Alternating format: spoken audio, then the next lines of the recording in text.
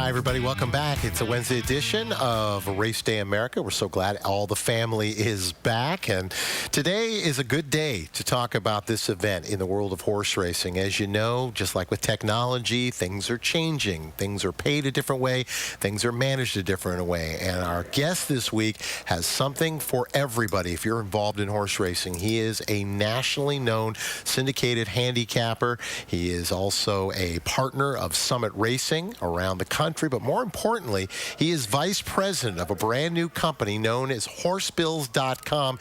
He's a good friend of everybody here in Southern California, and something tells me you owners, trainers, and breeders out there, he's going to be a good friend of yours in the coming future. Joining Millie and myself on set is our good friend, Mr. Bob Ike. Bob, I think it's the first time. Welcome to Raceday. Well, thanks for having me on, guys. Appreciate it. It's a lot of fun, and welcome back to you guys. You missed a good weekend last weekend, but lots of good stuff coming up as well. Hey, we're going to talk about that stuff, but let's talk about what's going on with you and your partner, Mark Doche.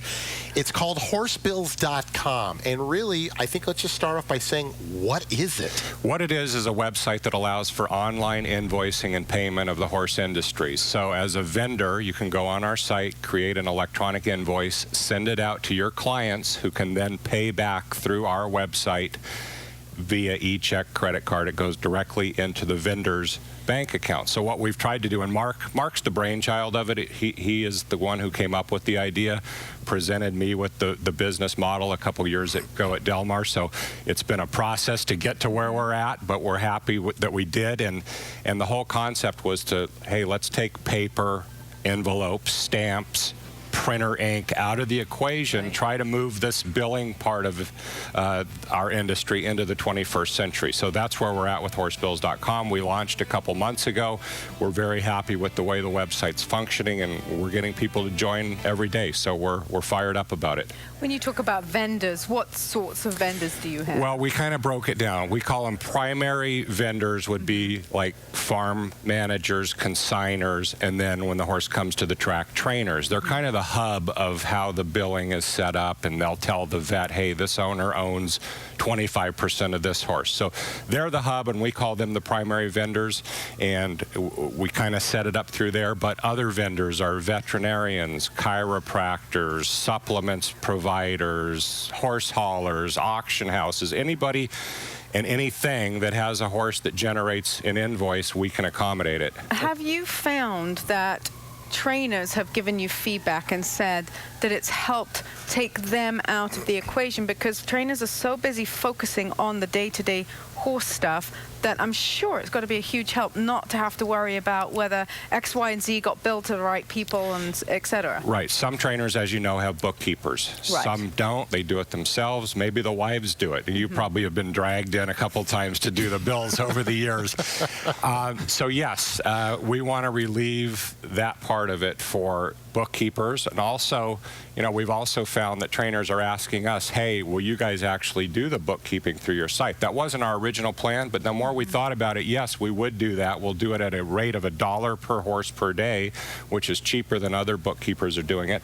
We know the site. We can fly through. We can get your invoices out in 1 or 2 days, and then the ability to be paid back quicker, and that's what trainers want. They ask us, will it help me get paid back quicker? Well, we can't send the leg breakers out, but we have a portal for you to at least be paid electronically. It can hit your account within 3 to 5 days. Well, and that's everything you just brought up is so key, because I'm an owner, you're an owner, I'm a breeder, you, I'm sure, are getting into breeding. Hopefully not, but good man, good man. Obviously, from a training family and everything you've worked with, there are so many times, and you know, no disrespect to anybody, but there's so many times that as an owner, you get a bill and you go, okay, now this isn't right. And it's not somebody trying to do something, it's they've got 30, 40, 50 head. Things are going to get mixed up. Oh, sorry, that one didn't get the medication on that day, what have you. If I'm an owner out there and I'm saying to myself, okay, convince me, why do I want to do this? Why do what I have now is not good enough? We went around the country for months while we were developing this and talked to, I don't know, 500 horsemen around the country. Not one of them told us this is a bad idea. They said, oh man, we hate this part of the month where the bills have to go out. Owners told us what a mess it was trying to receive their invoices. So from an owner's perspective, it's great because you're going to get your invoices electronically. Even if you have horses with multiple trainers, you're going to see all your horses listed on our site, the percentage you own. You're going to have a dashboard with your open bills there to be able to go on there and say, okay, what do I owe? Who do I owe? And the cost is free. There's nothing to sign up for owners. The only thing the owner will pay is a transaction fee of 50 cents to be able to move up to $14,500 per vendor. So you can't move that kind of money. If you're doing that on a wire, a bank wire, it's going to cost you $10, $15, $20. 50 cents per transaction for owners and free to sign up. So it's a dream for owners. It must bring some sort of comfort in security too, because I know from working on the backside when trainers get the payroll comes in and those checks are sitting in a drawer until the employees come and get their checks. That's a security issue. And there's also online security. We know there are issues, but we've tried to have the very, very best in security certificates and encryption and just, you know, backed up by our servers and in the cloud. So we've done everything possible from a online point of view to have the highest levels of security also. Bob, as you're talking about the accountants, and you mentioned that earlier, and we're going to bring it up because, I mean, this is what we're doing here. We're giving the people the full story. You say, well, you know, in a sense, and tell me if I'm wrong, it's going to cut some of the accountants out of the business, the more people that get involved. But really, isn't it, to be fair to say, it's the technology of now that people are going, look, I've got a better way of doing something. If you don't want to be with me, well, then do what you're doing. Yeah, well, we didn't want to cut anybody out. And we thought it would be very, very good for the bookkeepers because they, you know, it's going to make their life simpler. Not trying to take anybody's job away, just trying to make it more effective, more efficient, let the process move better, and, you know, basically asking people, take an open-minded look at it. You know, technology is scary to a lot of people. There's resistance to change. That's human nature. We know that. We've experienced a little bit of that. Just take an open look at it. And, you know, like Tom Cruise said in Jerry Maguire, help us help you. Yeah, right. Love it. Help us help you.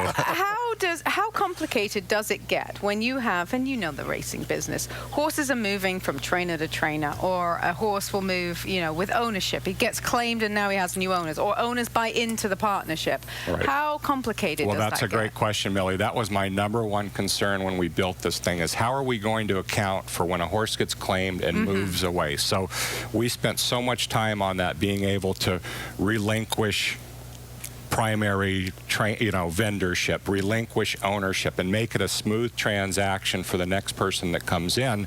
And really, our system and our website is going to work best the more people that are using it. Now, I mean, that sounds a little self-serving, but it's true, because if Peter's an owner and you're an owner and your horse goes to Peter, now he's got a new trainer. Right. But if his trainer's already using the system, it becomes very simple to just add that horse in, and then there's a start date and a stop date. So it works very efficiently in that manner. Let me go one step further. Let's say that you're like, and I'm throwing names out, I'm just throwing them out, like a Rod Valente, somebody who has horses here, has horses in New York, might have horses Florida.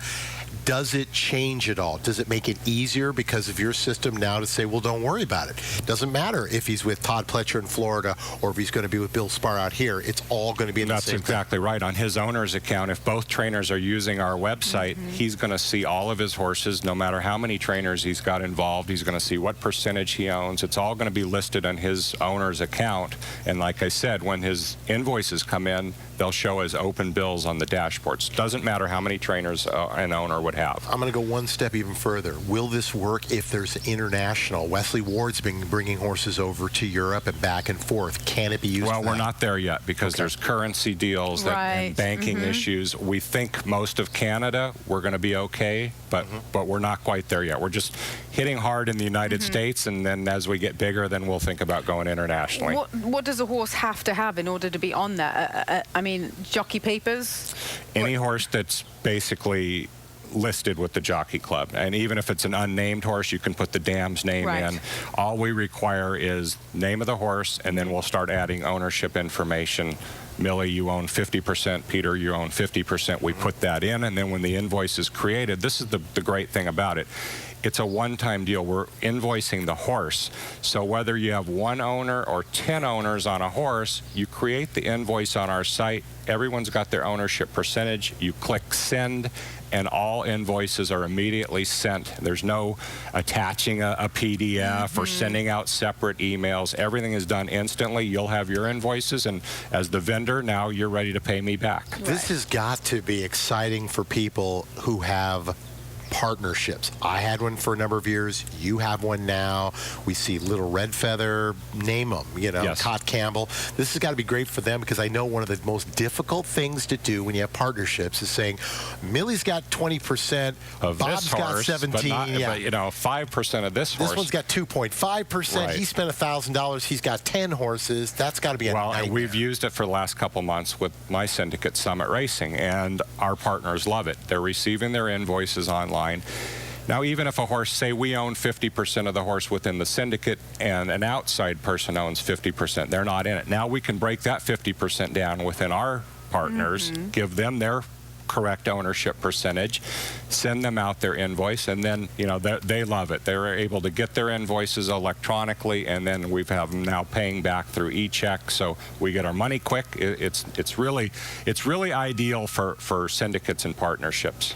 Are you happy with the rate that this is growing, or are you a little disappointed it's not growing as fast? Never as you fast anticipated? enough, but we knew it would be a process, and I'm out here, on the backside pretty much every day that I can be, and I'm talking to people and knocking on barn doors. So we feel the momentum is picking up every day now. We're getting multiple people signing up and subscribing. We got a couple big name trainers yesterday that subscribed. So we're happy now that we think we're moving in the right direction, and we're breaking down the doors a little bit of resistance, and it's an exhilarating process. I've been there and I've watched you, and I know, being that I was an agent for a cup of coffee, honestly, you know what it's like to be an agent now, having to go by and having guys like, some people very excited, very nice, some people going, oh God, there comes Bob Ike, and they start hitting. Well, yeah, I don't want people to turn and run away when they see Peter. You know me. I'm not a salesman type. I'm not a fast talking sales. That's just not my nature. So I've had to kind of pick that part of it up. But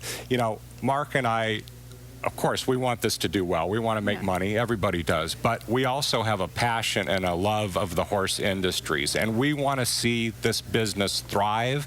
And we think we've filled in, a niche here that's been underserved. So besides wanting the website to do well, we want to help an industry that we love and we have a passion for. Well, and that's the key here. It's not that you're, and not besmirching anybody. It's not like you're an accountant who said, you got anything to do with racing? No, but I got an idea and I want to, this is the way to make some money. You're a guy who has spent your money, spent your time, like all of us at one point or another. So is it fair to say that you and Mark, by the way, Mark Dosh, if you don't know him, also an owner in his own right. And that's where the concept came from. Mark had a few horses, and he's a younger guy. He's mid-30s, a little more technology savvy maybe than our generation, Peter. I'm not going to put Millie in the same. She's younger than we way are. younger. Way younger. He's getting bills through the mail for just a few horses, having 3, 4, 5 bills on each horse, and asking himself, why is this the only industry where I'm receiving my bills through the mail and I'm not able to pay back online? So that's really the genesis of where the concept came. And Mark's done an unbelievable job. He's worked every day on this for 2 years basically. So the work ethic has been there, the passion has been there, and we're really happy with it. Do you have any ideas in the pipeline for expanding? We do, and I like to say this is our 1.0 version, because as we go around and talk to people, they say, well, what about this? Okay, you know what, that's a good idea. Not that we didn't think about it, but you can't do everything at once. And one thing we're going to really work on is we have accounting functions on our site that we're able to transfer to an Excel spreadsheet. But the next step for us is to be able to turn that Excel spreadsheet into QuickBooks on an automatically upflow of information, which we don't have now. So we got that concept from a couple accountants. It was very valuable to us, and we're able to, as we go along, continue to make the site better and better and meet the needs of our clients. You know what the biggest thing you could do right now is advertising, let's say on a show. Like Raceday America. I don't know. It's a thought. It could be. You did mention Summit's stables. What's the latest? You had the nice horse. Yeah, we had a nice winner, I guess it was a week ago Thursday, Lucky J Lane. He's been a fun horse to have, and he's part of the Calbred program, which is so tremendous because he won a straight maiden last summer at Del Mar, so you get that $17,005 bonus for the owners and partners, and then he won a Calbred allowance here a week or so ago, and now he'll run in the open allowance. If he can win that, there's more Calbred money. So he's been a really fun horse. He's made over 100,000 in 8 starts, and you know we're a little down on numbers. We only have maybe 5 horses right now, but he's carried the load for us for sure. Now I love this, and by the way, I don't know, Eddie, if we can get a shot on this this advertisement. I think this is fantastic. You got everything covered right here, and it says easy website to use. Well read, and the thing I think is also interesting is it says get started free. One of my favorite numbers to ever use. Horsebills.com, 888-938-4643. Okay, I'm going to be the nerd in the store. Get started free? Right. So as I talked about, the owner's accounts are always free. As a vendor, we have different pricing tiers. If you're a trainer, it depends how many horses you have. It can go from $34.99 to $54.99, and the max price is $74.99 a month. That's your subscription fee. That covers unlimited invoicing and unlimited payments received.